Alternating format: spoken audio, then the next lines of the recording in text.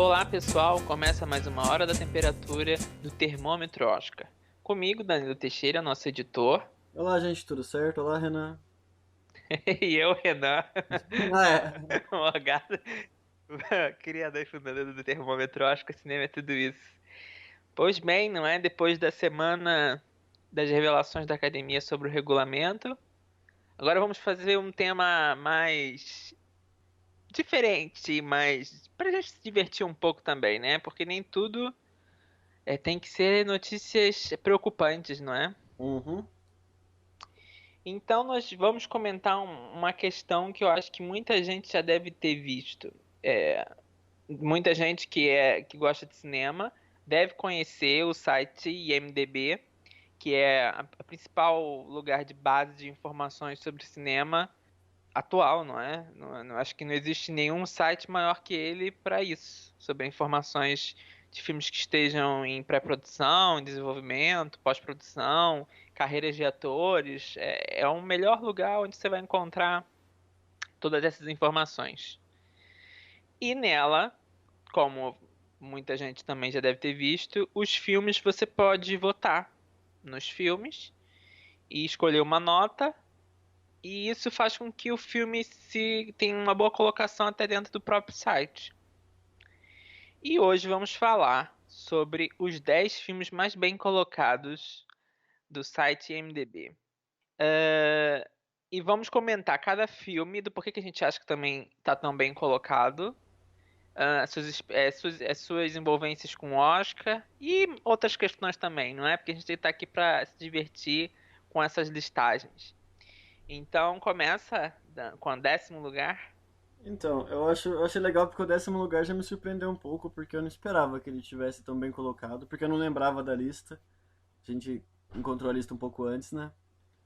E Sim, o... a lista também, assim, não eu acho que se torna cada vez mais difícil, não impossível, mas mais difícil dos filmes subirem porque tem que demorar um bom tempo para ganhar tantos votos, não é? Sim. E quem é que ficou em 10º? 10º lugar é O Senhor dos Anéis e a Sociedade do Anel, com 3 indicações ao Oscar e 4 vitórias, olha só. Outra coisa que eu não me lembrava, quatro vitórias pro Senhor dos Anéis. Primeiro, O Senhor dos Anéis venceu fotografia, maquiagem, trilha sonora e efeitos visuais. Vou abrir um parênteses antes de falar. Hum. Sempre sou assim. Mas é assim, as pessoas que nos acompanham têm que entender que a gente tá. Todo ano a gente faz cobertura de Oscar, cobertura de Oscar, cobertura de Oscar. Quando começa uma nova cobertura, parece que a gente meio que. É como se fosse um computador. Pega as informações, guarda em outro lugar. Às vezes a gente até esquece quem ganha no ano anterior. Assim, é muito bizarro, não é? Exatamente. Então, imagina, tipo, 19 anos atrás, você tentar lembrar, parece que eu acabo lembrando de muitas vitórias, porque também a gente acaba revendo, revendo, revendo, mas às vezes recentemente a gente acaba esquecendo com muita facilidade. Sim. E eu Mas acho que o que a grande surpresa, talvez, desse seja a indicação do Ian McKellen, né, como ator coadjuvante. Outra coisa que eu não lembrava. sim, é porque eu me lembro que o Gandalf interpretado por ele foi algo muito impactante e tem muitas boas frases naquele filme. Uhum. Ditas por ele também. Uma atuação muito boa. Quem viu o filme, eu acho que todo mundo já deve ter visto esse filme, não é? É difícil de dizer spoiler, né? Mas quem não viu o filme, olha, passa uns segundinhos aí que eu vou contar um spoiler. O filme acaba com a suposta morte dele, não é? Quem não leu o livro, imagina que ele possa ter morrido. E no segundo ele volta, não é? Então isso eu acho que também é um fator que é tipo um personagem que morreu é sempre algo diferente, que chama atenção. E Sim. ele tá muito bem naquele filme, muito bem. A carreira dele renovou depois do. Porque ele tinha feito X-Men antes, Como Magneto. como Magneto. E era mais uma faceta do ator. Eu acho que o X-Men veio antes. Foi 2000, eu acho. Eu lembro quando saiu o trailer, né, do X-Men, foi uma coisa. Acho que foi um dos primeiros trailers da internet que meio que foi tipo um viral. Ah, mas Acho eu que acho foi que foi X-Men. bem comemorado mesmo, né? Porque os quadrinhos não estavam em alta. E acho que vinha um pouco do MIB Sim, também, né? Nesse negócio. foi uma retomada também, eu acho, É. não é? Tanto que o primeiro é muito fiel aos estilos, né? As coisas. Depois os filmes foram mais relaxando, mas eles eram bem. Relaxando. Vamos adaptar mais diferente. Né? Mas o Senhor dos Anéis, eu ia dizer que é um filme que eu me lembro que quando foi lançado havia muita expectativa. Por quê? Porque foi na mesma época do Harry Potter. Uhum. Eu acho que foi uma época de muita fantasia. Nunca mais teve, eu acho que essa dois grandes filmes que as pessoas esperavam. E os dois são da Warner Bros. E eu me lembro que quando lançava um, as pessoas já estavam esperando pelo outro, apesar do Senhor dos Anéis terem sido 3 anos seguidos e o Harry Potter se manteve mais anos, não é? Sabe que eu acho que essa foi a primeira disputa que teve, tipo, Marvel versus DC? Foi Harry Potter versus Senhor dos Anéis. Sim, eu Os acho que fãs é. gostarem mais de um ou mais do outro e ficarem querendo competir com isso. Sim, sim. E sabe uma coisa que eu me lembro da época? Hum. Eu me lembro que as pessoas não gostavam do final do filme. Ah, o filme acabou do nada, as pessoas diziam assim. E eu me lembro de comentar, mas é o primeiro filme, não é? Tem mais outros dois. Ah, mas o filme acabou do nada? Mas se tem mais outros dois, tem mais duas partes, É que o isso filme também vai era acabar do novidade nada. na época, né? As pessoas. Não era que era novidade, não é? Mas é que as pessoas não estão acostumadas a ver filmes em partes, porque nem todos os filmes são feitos. Atenção, as pessoas confundem muito. O Senhor dos Anéis, apesar de serem livros diferentes, ele é filmado de um jeito como se fosse em partes. Uhum. E quando você filma em partes, você não tem necessariamente que ter um final fechado. Nem tem que ter um final fechado, tem que ser um final aberto pro próximo filme. Uhum. E quando são filmes de continuação, aí sim, normalmente tem que ter um final nem sempre aberto. Mas realmente eu me lembro dos efeitos para a época eram sensacionais Não, na mas época. isso, Os mas isso efeitos também eram não quer muito dizer que. modernos. Mas isso também não quer dizer que, por exemplo, a Sociedade do Anel não tenha começo, meio e fim. Ele faz o seu arco. E os finais normalmente têm que ser abertos, mas não quer dizer exatamente o que você disse. A história tem um início, meio e fim. Uhum. Tem a Sociedade do Anel, é contada a Sociedade do Anel. Acaba a Sociedade do Anel no 1, depois é as Duas Torres, que é engraçado. As Duas Torres é um filme que não é muito lembrado, como a Sociedade do Anel e O Retorno do Rei. Mas é um dos Não é meus favoritos, engraçado? querido. Acho que às vezes eu acho que eu mais gosto. Tem a batalha mais legal. Era o que eu mais gostava de ver. Sim, as Duas Torres é muito bom. Eu também acho muito bom as Duas Torres. Eu não entendo por que que as pessoas não guardam tanto na memória. Quais foram os Oscars que ele ganhou? Foram 4 Oscars. Foi de. Peraí, deixa eu olhar aqui de novo. Fotografia, maquiagem, trilha sonora e efeitos visuais. Sim, coisas, não é? De É, técnicas, foram não é? Oscars Questão de técnicos. O que era meio técnica. esperado também, né? Sim, era esperado. Eu me lembro que quando o filme foi nomeado, aquilo foi muito impactante por ser um filme de fantasia. É, Ter indicado sido a melhor filme, a melhor indicado a direção, o melhor melhor filme. roteiro. Mas já se comentava nos bastidores que O Senhor dos Anéis ia ser grande.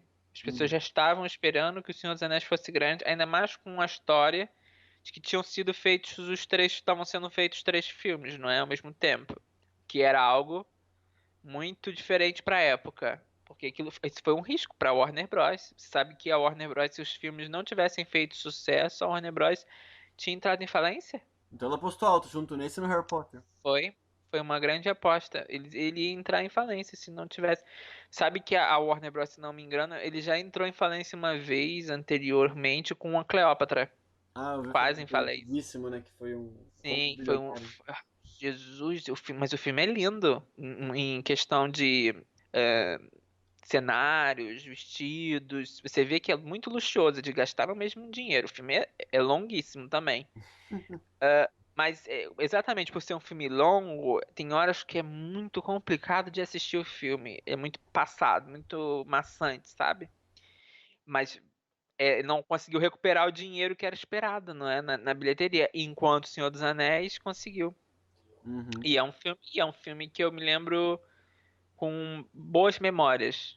É um filme que tem que eu associo com boas coisas. Engraçado, né? Eu acho que é igual perfume, é igual comida. Você sempre associa, na minha opinião, filmes a momentos da sua vida, como música, não é? Sim.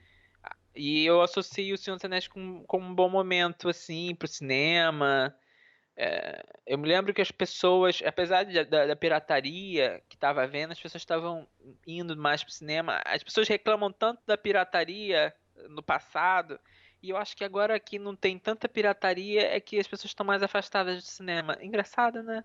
Sim, Com verdade. os streams e as coisas assim, a gente vê que as pessoas estão se afastando cada vez mais das salas de cinema. Agora, então, vão ficar afastados por um bom tempo. Vai ter que ser feito novamente um trabalho até ganhar confiança. Só um parêntese, só rapidão. Você viu que o Christopher Nolan tá fazendo uma campanha, não uma campanha, mas ele falou que ele quer reabrir as salas de cinema? Tipo, ele quer ter o primeiro filme quando as salas voltarem. Ah, isso é positivo, eu considero isso É, positivo, ele falou que ele quer mas lançar o Tenet, eu acho, esqueci o nome. Quando as salas sim. lançarem, ele quer ser o primeiro a estar lá. Ah, legal, é isso. Mas eu acho que tem que ser isso, as pessoas precisam valorizar o cinema. Uhum. Eu concordo que o cinema às vezes é muito caro, concordo. Mas você também tem que pensar na manutenção do cinema. A manutenção do cinema também é cara. Tudo é uma sequência, não é? Os cinemas às vezes ganham muito dinheiro em cima, mas também gastam muito com manutenções. Claro que tem lugares que os cinemas às vezes parecem largados, não é? Não limpam, não fazem nada. Mas o cinema normalmente é um gasto muito grande. Uma coisa que eu acho que se estivesse na época e eu não teria assistido, teria sido em 3D, naquela moda do 3D. Essa moda do 3D, eu espero um dia que não é que eu seja contra, é que eu acho que tem sempre uma onda do 3D.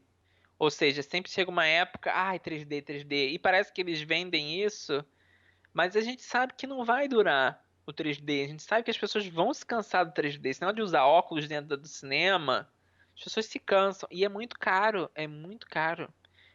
O Avatar novo deve vir novamente com esse, mas é o único filme que usa direito o 3D. Então, esse é o problema. É que só o Avatar realmente fez o 3D depois de algumas animações. O resto foi gambiarra, né?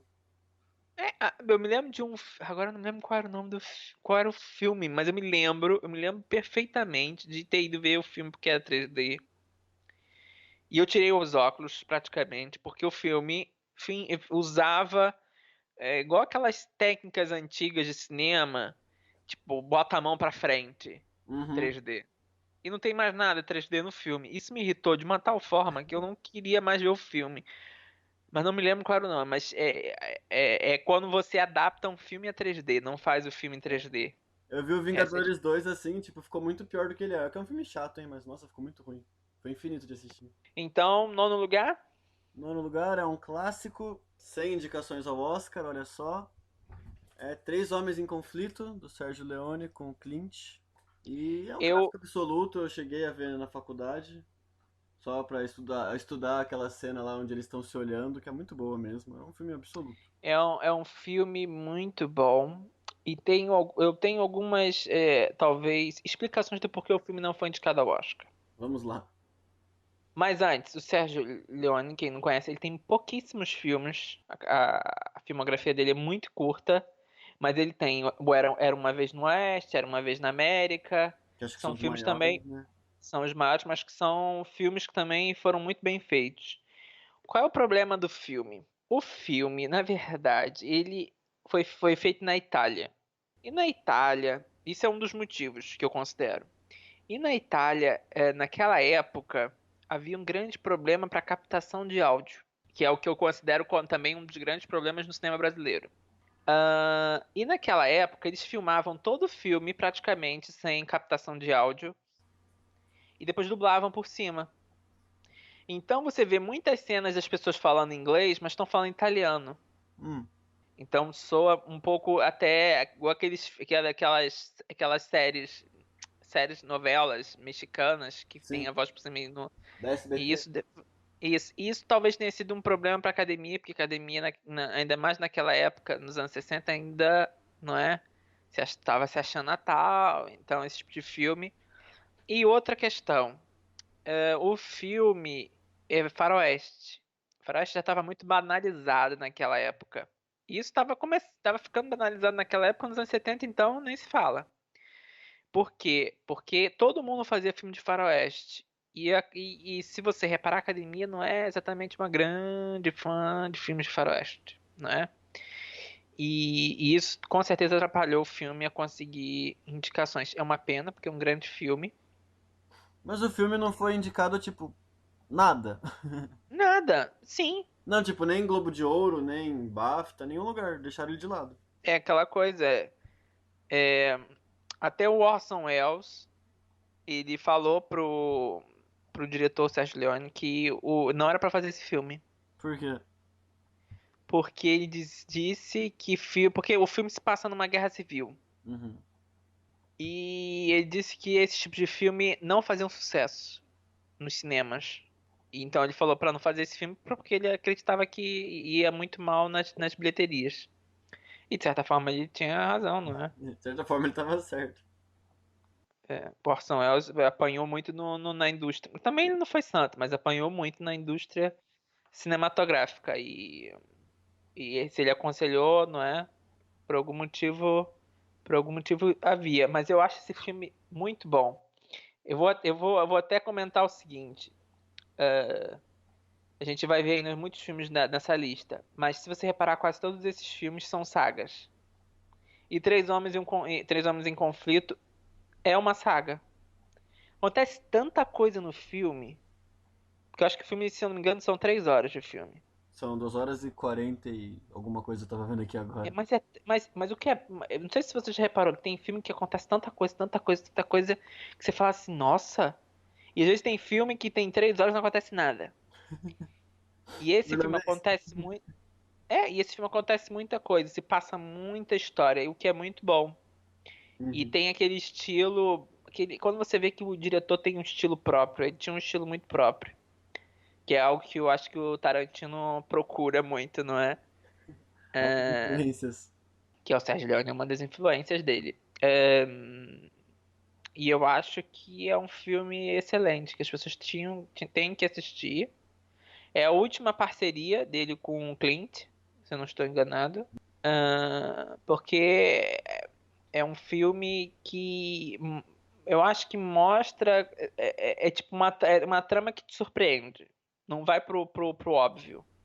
Uhum. Sempre vai pra coisas ou soluções bem diferentes. E o final é tipo. No minuto seguinte acaba o filme. Mas é muito bom. Mas eu gosto. Mas eu não sei, eu penso que hoje em dia os problemas dos filmes do Sérgio Leone para serem assistidos é a duração absurda que eles costumam ter. Ele não tem um É, filme curto, de tipo de menos de 2 horas e meia. Eu acho que isso atrapalha um pouco para as pessoas verem hoje em dia. e naquela época também já era algo que atrapalhava. Eu fui tentar ver o Era Uma Vez na América esses dias que tá na Amazon, mas eu vi que é 3 horas e 40. Falei, "Ixi, vou deixar pra outro dia." Sim, era uma vez. E agora você também tem o Era uma vez em Hollywood. Olha só. Tá vendo? É a influência do Tarantino aí.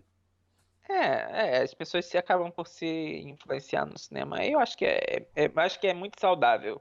Eu Uhum. acho que contanto que você diga que você é influenciado, não é?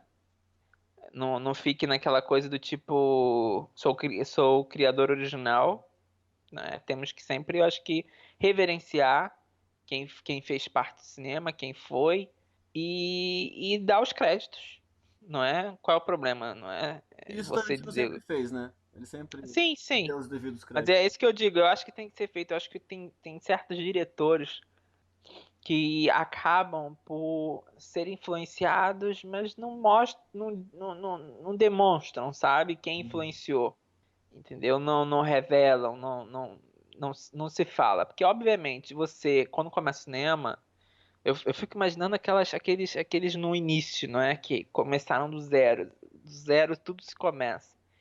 Mas assim, as pessoas de agora, obviamente, foram influenciados por alguém. Todo diretor que você vê no cinema foi influenciado por alguém. Eu acho que tem sempre que quando a gente assiste um filme, a gente tem que ter isso na mente. Por mais que o diretor seja visionário, ele foi influenciado por alguém. Ele é influenciado por algum estilo, entendeu? Ele tá ali por algum motivo. Então, é bom sempre a gente ter isso em mente quando a gente assiste um filme, que isso ajuda muito a entender certas ações do diretor ou coisas do tipo. Próximo da lista, Já que falamos em Tarantino, o nosso oitavo lugar é Quentin Tarantino. Pulp Fiction. Com o seu roteiro de. Com o seu Oscar de melhor roteiro original. E Eu acho com, que esse filme é excelente. Esse e filme é com excelente. dois, quatro, seis indicações, incluindo o melhor filme, atriz, diretor, ator coadjuvante e ator. Olha só. Não, é um filmaço, é um Sim, filmaço. é um grande filme. Eu vou te dizer, é o melhor filme do Tarantino. Eu também acho. Desculpe, é o Também acho. melhor filme. Eu acho que ele não imaginava que ele. Eu acho que ele sabia que ele estava fazendo, mas ele não imaginava o quanto era bom o filme, assim, que se tornou. Uhum. E eu acho que por ser uma surpresa, eu acho que é esse que é o fator que é o bom do filme. O filme foi uma surpresa. Quando a gente começa agora a ver os filmes do Tarantino, a gente já se espera as coisas. Então já não é mais aquela surpresa como foi o Pulp Fiction. Acho que por isso que também o Pulp Fiction é tão bem lembrado. Já espera a violência, já espera o ritmo, já espera o final, Exato, né? exato. Isso que é uma pena, mas é a verdade. Uma curiosidade é que quem co-produziu, quem foi o co-produtor executivo foi o Harvey Einstein desse filme. Que adotou o Tarantino nesse momento. Sim, sim. Até Mas um tempo, né? Até Oito Odiados era ele. era ele. É aquela coisa, né? É um outro tema, né? Que a gente que teria que se falar. Mas Hollywood fecha os olhos para muita coisa. Muita coisa. E essa história não é muita novidade. Pelo menos nos bastidores não era que era uma novidade confirmada. Mas as pessoas cochichavam. Já se sabia que o Harvey não era uma boa pessoa. Todo mundo comentava isso no meio, que ele não era muito uma boa pessoa. Ele fazia grandes campanhas de Oscar, mas ele não era uma boa pessoa. Ele não jogava limpo, jogava muito sujo. Uhum. Entendeu? Ele atrapalhou o Oscar do o Resgate do Soldado Ryan. Uma pena, porque quem ganhou foi o Shakespeare Apaixonado, né? Sim, O que porque que era o foi filme aquilo? dele. Sim, mas ele atrapalhou. Ele fez uma campanha difamatória nos bastidores. Foi tipo John Crawford e Bette Davis, sendo que não havia uma Bette Davis. Era só John Crawford falando mal do filme. Nesse caso, Harvey falando mal do filme do Ah, Resgate do realmente ele Soldado Ryan. falava mal dos bastidores do filme. Falava, falava e ligou para vários votantes. E tanto que depois de agora ficou se falando que ele até fazia pressão em certas pessoas. Pra votarem no Shakespeare Apaixonado. Não para votar, mas tipo querendo dar a entender certas coisas e sabe como é que é? Uma curiosidade desse filme é que esse foi um dos primeiros filmes a usar publicidade na internet. Pulp Fiction? Sim, nos Hum. anos 90, lá no iniciozinho, foi um dos primeiros que começou a utilizar a internet como meio de publicidade para filme. Uma outra curiosidade que eu acho que você não deve saber. Ah, Sabe quem era para ser o papel do John Travolta? Quem queria o papel do John Travolta? deixa eu ver se eu sei, pera. Não é pra ler na internet, não. Não vou digitar. Mas eu não sei, não lembro. É o Daniel Day-Lewis. Ele queria o papel? Ele queria. E por que que não deu pra ele o papel? Porque o Tarantino queria o John Travolta. O Tarantino era muito assim, é muito assim, né? Daniel Day-Lewis poderia ter sido, imagina, teria sido completamente diferente. Ah, mas legal que ele deu uma indicação pro John Travolta, né? Tá tudo bem. Não, foi considerada a retomada da carreira dele. E depois foi essa retomada e depois caiu de novo. Foi o ponto. Pelo menos ajudou a ele sobreviver mais tempo no cinema, não é? É, ele voltou a Assim, fazer as comédias românticas dele. não que depois, porque agora ele já não faz mais nem isso, né? Ah, ele fez um filme ano passado. Ah, não, mas foi Framboesa, maior filme esquisito. Eu sei que a última vez que eu vi ele atuando bem, última vez, não foi no cinema. Hum. Foi naquele seriado. Como é que é o nome? American Crime Story. Ah, sei, sim. Ele faz o advogado, ele até faz muito bem o advogado. Não, ele é um ator bom, mas ele não Ele fez é um uns ator papéis bom, interessantes. mas eu acho que ele se perde, é que nem Nicolas Cage. Se Hum. perde. Eu acho que é aquela mania do ator achar que vai salvar o filme, mas não vai, meu filho. Não, mas o Nicolas Cage não dá, né? Eu acho que ele chegou no momento em que se a gente ligar pra ele e chamar ele pra fazer um filme, As ele pessoas. faz. Tem gente que não entende porque que ele ganhou o Oscar. Vai ver o filme, ele tá bem no filme. Sim, ele era um ator em crescimento, né? Era grande expectativa sobre a carreira dele. Sim, a carreira dele foi se fazendo. Mas depois, ele fez. Vou abrir outro parênteses aqui. Você já viu aquela série Community? Já ouviu falar? Alguma coisa assim? Já. E aí eles fazem uma. Tem uma. É porque a série é muito louca, pra quem nunca viu. É uma universidade comunitária. E, e é tipo. É um besterol, assim, mais ou menos, as piadas que eles fazem. Então, numa das aulas, é uma aula para descobrir o que é Nicolas Cage, o que que ele é. E um dos personagens principais tenta ver todos os filmes, mas meio que enlouquece, porque ele não consegue chegar a uma resposta, se ele é gênio ou se ele não é, entendeu? Porque ele se mete a fazer filmes muito bons, adaptação, Sim. e depois faz aquele filme da caveira. Como é que é o nome daquele filme da caveira? Motoqueiro Fantasma. Motoqueiro Fantasma. Desculpa, tem gente que ama esse filme, mas é estranho. Mas o segundo ninguém ama, pra falar mal do segundo. É... Ou seja, ele se mete a fazer filmes que às vezes são muito bons, ou às vezes muito ruins. E assim a carreira dele vai se sustentando. Agora já não há muito tempo que não faz algo bom, não é? Faz muito tempo. Ah, ele fez um terror 2 anos atrás, um ano atrás, que eu achei muito bom, mas ninguém viu. Mas ele foi muito bem. Ah, que é um com a Selma Blair? É isso, acho que Selma Blair? chama Mandy, eu acho. Hum, Mas é muito eu legal, um acho. filme bom. Mas é terror, Ah, é filme B, é filme B. ah, uma outra curiosidade. Sabe quem quase ganhou o papel da Uma Thurman? Hum, Jennifer Aniston. ela pediu também? Não, não pediu, ela fez teste. Naquela época ela não era conhecida. O Friends estava começando, né? Não, Friends só começou em 95 ou 96, se eu não me engano. Foi um pouco antes. O Tarantino revelou que ela quase conseguiu o papel. Não imagino ela no papel. Também não, porque eu acho que a Uma Thurman era jovem, mas eu acho que a Jennifer Aniston era ainda mais jovem. Na minha cabeça, não sei por que eu acho isso. É que eu acho que a Jennifer É, Aniston a gente tem outra imagem dela agora, né? sim, e vamos falar a verdade. A Uma Thurman é uma boa atriz, mas o estilo de atuação dela é muito parecido. Uhum. As personagens dela são muito parecidas. Acho que talvez excluindo o Kill Bill, talvez, não é? Que a personagem é um pouquinho mais diferente, mas as personagens têm aquele estilo, não é? Eu me lembro da Uma Thurman no Oscar, ai, por causa de uma piada que houve, por causa do nome dela, não sei se você sabe. Não sei. E aquele David Letterman, Hum. ele apresentou o Oscar uma vez, que foi calamidade enorme. Foi uma das piores apresentações consideradas. E ele quis fazer uma piada com o nome da Uma, porque é um nome diferente. É um nome pra gente diferente, imagina nos Estados Unidos. Uhum. E aí ele pegou o nome da Uma e fez uma piada com o nome da Oprah, que também é um nome diferente.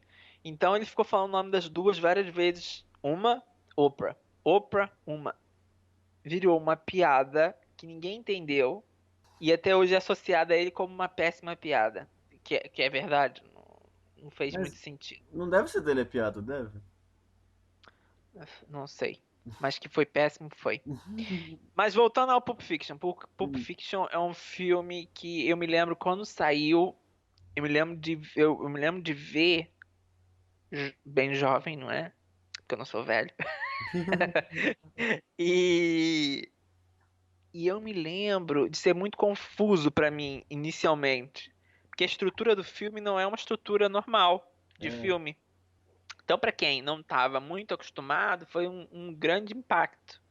Quando você assiste depois, pela segunda vez, e muito mais velho, depois que eu também assisti depois muito mais velho, você vê como aquele filme é perfeito na sua estrutura de história.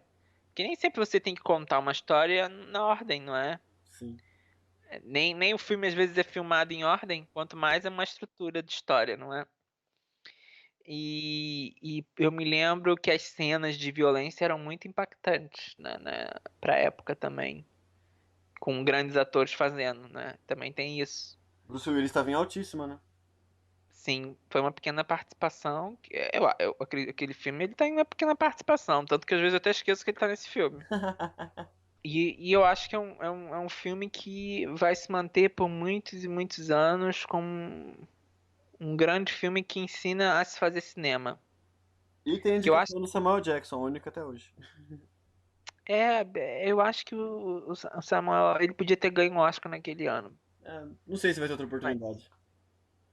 não sei, não é? Nunca se sabe, eu nunca É. vou dizer nunca. Sabe por quê? Porque já vi carreiras de gente que tava completamente acabada, completamente, não é? Quase. E conseguiram uma indicação ao Oscar e ganharam o Oscar, ou pessoas que eu nunca esperava que iam ser indicadas ao Oscar e conseguiram o Oscar.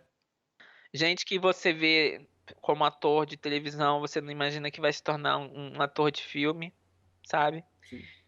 É assim. Então eu acho que você nunca pode desconsiderar a carreira de ninguém. Só uma pessoa que você pode desconsiderar. Duas no momento que me vem à cabeça. O Harvey não volta nunca mais pro cinema.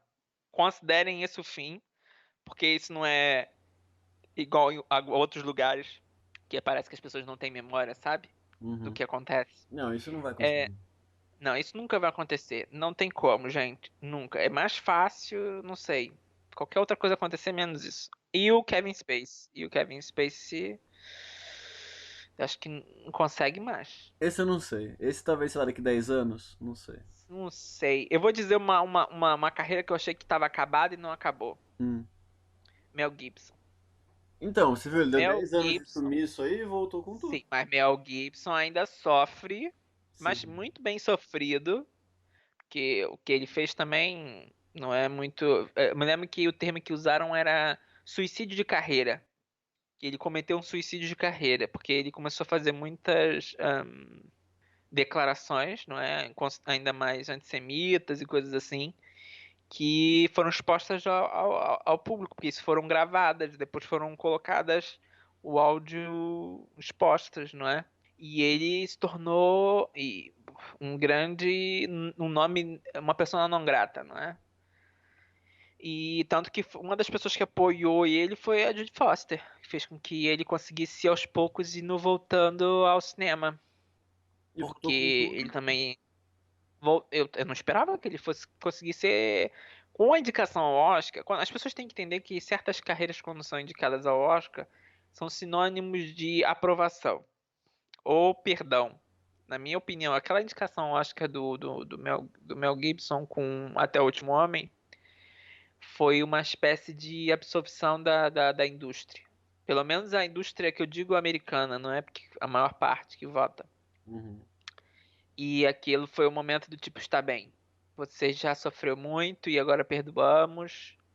E você está de volta. E mesmo assim, cadê? Até agora, eu acho que estava fazendo a continuação do Paixão de Cristo. Não era Isso. isso? É, ele ficou por fora por uns 10, 12 anos, voltou com Até o Último Homem e agora vai fazer o Paixão de Cristo 2, se eu não me engano. Ele ainda fez aquele filme da Judy Foster também, que ele era protagonista. Ah, aquele da Esquisitinho, não é? Hã? Não é aquele filme Esquisitinho da Judy Foster? Sim, sim, que ele fala com Com a um topeira? fantoche, isso, alguma coisa assim. Isso. Filme esquisito. Foi ela que dirigiu aquele filme, se eu não me engano. Ah. E, e é isso, E vamos em frente. vamos ver. E vamos em frente. Pulp Fiction, veja, tem que assistir. Se você quer aprender cinema, assiste Pulp Fiction. Também. Sim. Chegamos ao, chegamos ao sétimo. Sétimo lugar é um dos maiores vencedores de Oscar de todos os tempos. É o Retorno do Rei. Venceu. É o único da lista com maior Oscars. É verdade. Deixa eu ler a lista do que ele venceu. Melhor filme, melhor diretor, roteiro adaptado, edição, direção de arte, figurino, maquiagem, trilha sonora, canção original, mixagem de som e efeitos visuais. Tudo que ele concorreu, ele É, venceu. ele se iguala ao Titanic de mais vitórias ao Oscar sem ganhar um Oscar de atuação. Tinha nenhuma indicação pra atuação? Não, né? Não. A diferença é que o Titanic teve indicação, Uhum. mas não ganhou. O Senhor dos Anéis não teve, então obviamente não é ganhar. Uhum. E o Ben-Hur, se eu não me engano, ganhou o Heston, Charles Heston, como o melhor ator. Se eu não estou enganado, acho que não. É porque, gente, isso tudo que eu falo é da minha memória. Pode ser que ele esteja falha. É porque é muita informação. É, Mas então, eu o acho Retorno do que Rei não é sei um se o grande Peter filme. Jackson vai ganhar outro Oscar de direção. Acho provável que não. Ainda mais porque Eu acho ele que. voltou depois com o Hobbit, foi muito ruim, na verdade. Mas uma coisa, eu tenho umas questões sobre o Hobbit. Hum. O Hobbit, ele não queria fazer o Hobbit desde o início. Eu acho que Ninguém isso é um queria. problema. Mas isso é um problema, porque se você não quer e força uma situação, não vai sair bem as coisas. Sim. E eu acho que foi mais ou menos isso. Ele não queria fazer o filme e forçaram uma situação que ele se sentiu obrigado a fazer o filme, entendeu? Uhum. Porque, obviamente, ele já tinha mais conhecimento. Mas o filme foi uma grande besteira. O Primeiro, primeiro até três fez um filmes. sucesso, né? Hã? O primeiro até que fez um sucesso, mas o resto foi Sim, por água mas abaixo. assim, tipo, por quê? O primeiro filme foi todo programado do jeito que era pra ter sido. Uhum. Depois, por filme ter feito muito sucesso, fizeram a besteira de querer fazer três partes do filme. Primeiro, o livro não chega a tanto para fazer três filmes. É um livro infantil do Tolkien. É um livro também muito fácil de ler também. Sim.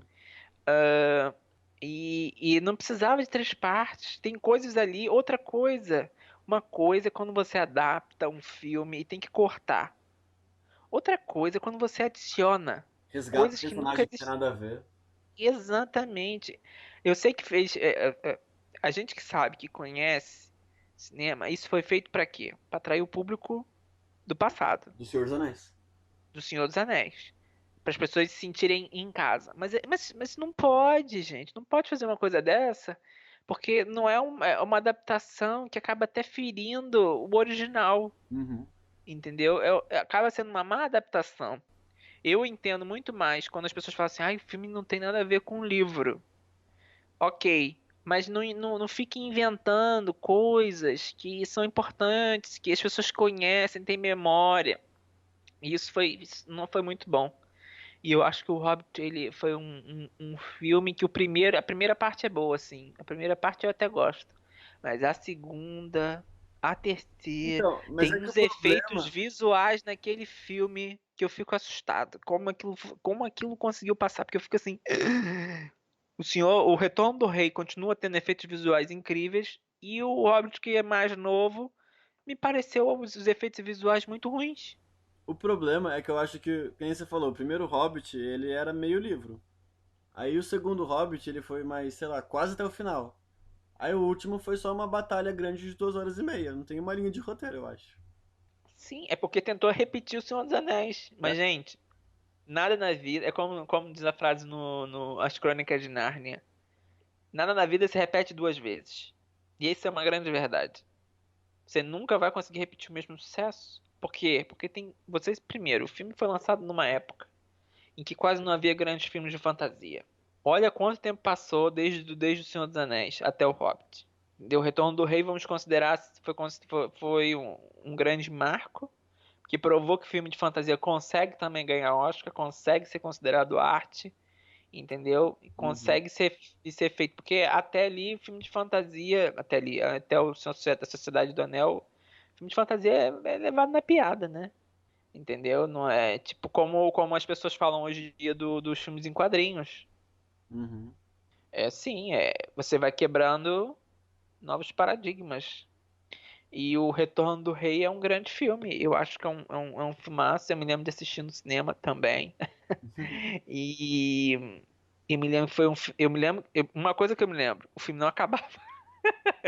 É Não é que, longo. não é que, não é que fosse ruim, não.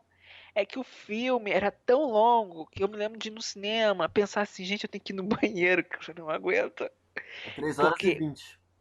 era muito longo. E eu me lembro que no filme tem parte que parece que dá um corte, que dá a sensação de que o filme acabou. Eu me lembro disso De pensar, no será que tem mais uma cinema. parte? E continuava. E eu me lembro, eu acho que eu me lembro da sala. Tá todo mundo na mesma expectativa. Vai acabar. Tipo, ah, você até ouvia do tipo, continua. Só queria ir no E eu acho que banheiro. Sim, e quando acabou, acho que as pessoas ficaram meio assim, será que tem mais? Não, mas o final é bem fechadinho. É bem fechado, eu gosto do Retorno do Rei, eu tenho os filmes, tem a versão estendida, o filme ainda fica bem maior. Ele mereceu, obviamente, porque foi um grande trabalho. É verdade, ele merece os 11 Oscar todos? 11, é. Merece. Naquele ano não tinha como. Foi Uhum. uma conclusão, porque os três filmes foram indicados ao Oscar de melhor filme. E a terceira parte ficou como uma promessa do grande filme. E foi um grande filme. E acabou levando os Oscars que tinha que levar. Não tinha como. Querendo ou não, acho que tinha uma expectativa de leve que o Star Wars fizesse o mesmo agora, né?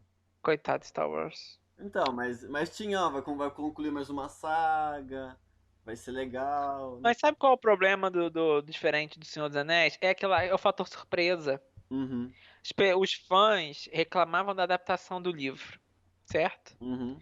Que achavam que os livros mereciam mais tempo, diferente do Hobbit. E Star Wars já tem uma grande. Eu acho que por isso que também o Hobbit pode ter dado mal. Porque quando chegou o Hobbit e o Star Wars, eles vêm com uma gama de fãs críticos. São muita gente criticando, muita gente esperando, altas expectativas. O fator surpresa já não existe mais. As pessoas querem muita coisa e não dá, gente. Não dá para todo mundo gostar do filme. Eu acho que isso também é um problema sério hoje em dia, é querer que todo mundo goste. Não tem como, entendeu? Ainda mais numa época que as pessoas têm acesso a filme. Porque no passado, nem todo mundo ia no cinema, por quê? Porque não tinha dinheiro, não havia cinema em todos os lugares. Às vezes demorava muito tempo para um videocassete, não é? Digo isso, eu tô dizendo isso ainda mais dos anos 90. Imagina antes. Então a percepção do filme demorava muito mais. Hoje em dia a percepção é muito mais rápida. Então você descobre que tem muita gente que não gosta, e tem muita gente que gosta. Sim. Eu acho que as pessoas têm que tentar levar isso, parar de tentar achar que todo filme todo mundo vai gostar, porque não vai. Ainda mais na época da internet. Mas não sei, eu acho que uma diferença dos Star Wars pro Senhor dos Anéis é que acho que o Senhor dos Anéis tinha uma unidade entre os três. O Star Wars parece Foram encapetado. assim. Esses últimos três Hum, foi que nem o Hobbit. Eu acho que foi muita expectativa. talvez. O primeiro filme acho que foi bem, Igual o Hobbit. igual o Hobbit. Aí os outros dois. O segundo, o segundo filme, eu não consigo nem me lembrar direito que é a história do segundo, pra você ver. Então, o problema do segundo. Não, porque eu acho que eu gosto do segundo, é do Ryan Johnson. Mas eu acho que ele sabe, e até ele mesmo sabe que eu acho que ele não devia ter feito aquele filme. Não sei porque eu tenho essa. É um filme bonito, é um filme visualmente bonito. Visualmente é mais bonito. Visualmente bonito, mas em história parece que você anda e anda e não vai pra lugar nenhum. Mas é porque o JJ depois. Parece, O parece, JJ ainda depois parece, cancelou tudo, ignorou tudo que ele fez. parece. Sabe o que que parece? Parece o Harry Potter 7. O filme vai e no final quase não faz nada. As Horcruxes continuam quase todas. Eu acho que deve ter uma forma de você ver o primeiro e o terceiro sem ver o segundo e fazer muito sentido ainda. Porque o JJ ignorou tudo. Assim, é uma pena, porque eu acho que mas eu também eu reparo até nos próprios atores. Quando começar, a gente tá abrindo um parênteses enorme, mas o Star Wars, esses últimos três, quando os atores foram escolhidos, eu me lembro, porque não faz muito tempo, ainda me lembro melhor, havia uma grande expectativa, uma áurea, sabe? Uma coisa do tipo, esses são os novos atores de Star Wars. Os atores É. pareciam muito emocionados de fazerem parte. Depois eu comecei a reparar que já não estavam mais assim na segunda parte. E na terceira a sensação que me dava era que estavam ali forçados. Só o Eu tô primeiro falando parecia, eu, todo mundo parecia feliz, né? exato. Eu tô falando eu tive essa sensação no terceiro, de que os Uhum. atores estavam já de saco cheio. Deve ser uma experiência de fazer três filmes assim. Mas quando você se propõe a fazer isso, faz parte. É igual o povo lá do Animais Fantásticos. São cinco filmes, já passaram dois, faltam três. Eu nem sei se vai acabar, viu? Vai sim. Vai sim. Porque mesmo o filme sendo ruim, tem dinheiro, Uhum. entendeu? Então, eu acredito que vai chegar aos 5, porque também a J.K. Rowling faz sempre bons contratos, que acabam forçando o estúdio a fazer todos os filmes. É, mas está falando do Senhor dos Anéis. Senhor dos Anéis é um filme que as pessoas têm que ver depois dos outros dois. Ó. Faz logo uma sequência dos 3 filmes, que aí você perde um dia todo. Ainda mais estando em casa, faz isso que é o Aproveita. melhor. Aproveita. E você repara que eu acho que O Senhor dos Anéis, o terceiro, o que é legal é que você vê muitos atores com a emoção de um final de um filme, de uma Uhum. saga mesmo, porque para eles foi uma vida, foi um momento da vida que eles tiveram. Se você tiver a oportunidade de ter o DVD que tem os extras, você vê muito conteúdo do que aconteceu, do que eles faziam.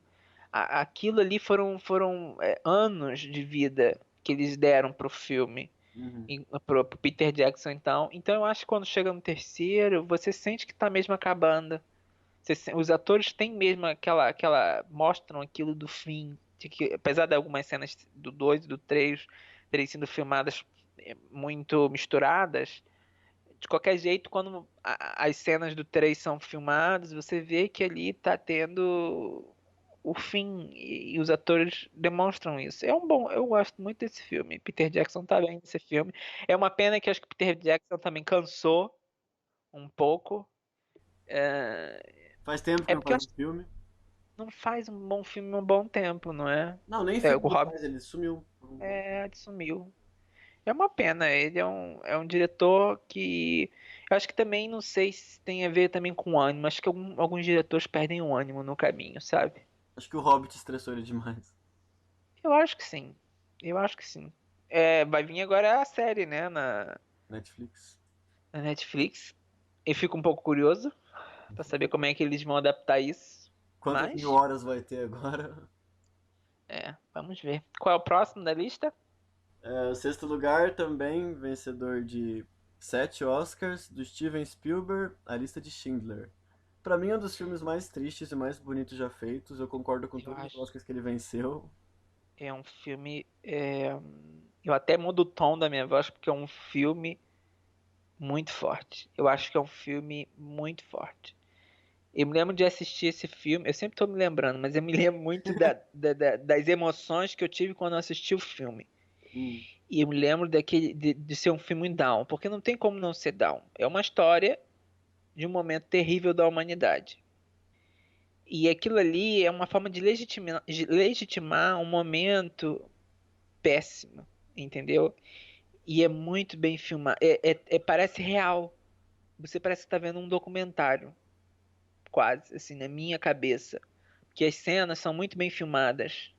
Uhum. O Steven Spielberg estava num momento sublime, eu acho, na mente dele para ter feito esse filme. Também ele queria muito um Oscar, não é? Ah, mas eu acho que essa é a obra-prima Queria... dele, assim, o principal de todos. Sim, nem parece um filme dele, Sim. tipo, porque é um filme. Não tinha como ele também perder um Oscar por causa desse filme. Era obviamente que ele ia ganhar. E. Nossa, que filme! Que filme! E as atuações também do Liam Neeson, Liam Neeson e do. Oi, do Ralph Fiennes. Ralph Fiennes. É. Estão muito boas. Os dois Poderiam ter indicados. ganho o Oscar. Não poderiam ter ganho o Oscar, sim. Sim. É um dos maiores vilões da história do cinema. Relembrado até hoje. É lembrado até hoje que é uma coisa odiosa. E o Liam Neeson também tá muito bem. Acho que também foi o melhor momento dele, porque eu acho que ele não conseguiu mais nenhum grande filme assim. Ele fez aquele do que ele fazia um professor. Ai, como é que era o nome? Que falava sobre sexo. Ele também tá muito bem. Mas voltando ao a lista de Schindler, em preto e branco, porque eu fico imaginando se fosse colorido ia ser ainda mais pesado. Mas Mas aquela eu acho que cena da menina de vestido vermelho, o que que é aquilo? aquilo é uma representação que é para as pessoas poderem fixar, porque aquilo ali é uma forma, acho que é uma melhor forma de impactar. Sim, não, com certeza. Que cena É a que melhor pega. forma. É tipo 1 mais 1 igual a 2, entendeu? Você vê aquele vermelho numa cena e depois vê o vermelho em outra cena. E virou uma cena histórica também, né? Vira uma cena histórica, que é a representação de todas as crianças que perderam a vida, não é? Uhum. Tô jogando um spoiler, mas você vai saber que não tem como não ser. Mas é um filme de Entende? 93, por favor, né, gente? Vamos assistir esse filme. Exatamente, já faz um. Esse filme, eu me lembro também desse filme depois de terem adicionado no em algumas escolas para passar, porque eu acho que isso é um filme que tem que estar no cinema, no Uhum. cinema, nas escolas. Eu acho que é um filme que tem que ser colocado para alunos já aos 17 anos, 16, entendeu? Uhum. Porque isso ensina, não é que é para não é que a gente já conversou muito sobre isso, sobre cinema educar ou não. Não é que ensina, mas representa um momento, entendeu? Ele demonstra o que aconteceu, entendeu? Então eu acho que isso é muito válido e que isso deveria ser usado, entendeu? Uhum. A Lista de Schindler é um filme incrível. E você lembra quando você viu? Eu lembro, eu vi acho que umas 3 vezes. A primeira eu vi eu era bem mais novo. Aí eu lembro que eu achei triste demais quando eu era novo, mas acho que eu não entendia tão bem. Eu fui rever uns anos atrás e eu achei completamente marcante.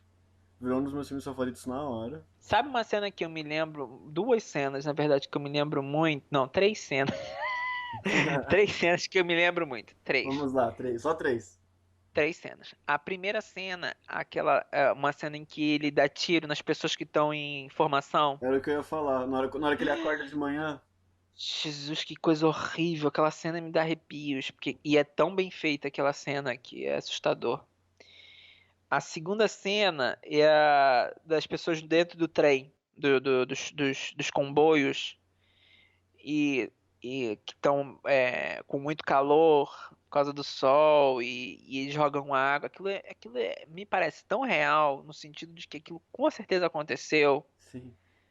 E você imaginar quanta gente sofreu é terrível. E a terceira cena é quando o Liam Neeson, o Schindler fala que ele poderia ter salvo mais pessoas, Aí ele mostra o anel.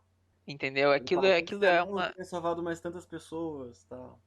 Mas pra você ver, não é? Que você vê a evolução do personagem, que ele consegue entender a perda das vidas. As pessoas, eu acho que têm um grande problema de não entender como a perda da vida de alguém é triste. Ainda mais quando é ocasionado por alguém que não tem noção nenhuma, entendeu? Uhum. E é uma cena muito forte, é muito impactante. Poderia ter salvo, mas aquilo é muito forte. Mas é isso, pessoal. Não acabamos a lista. Nesse Faltou clima ainda feliz, vamos terminar por hoje. esse clima feliz. Que horror. É, sei, mas vamos acabar a primeira parte da lista do IMDb e vamos continuar no próximo podcast. Até lá, gente. Até, pessoal.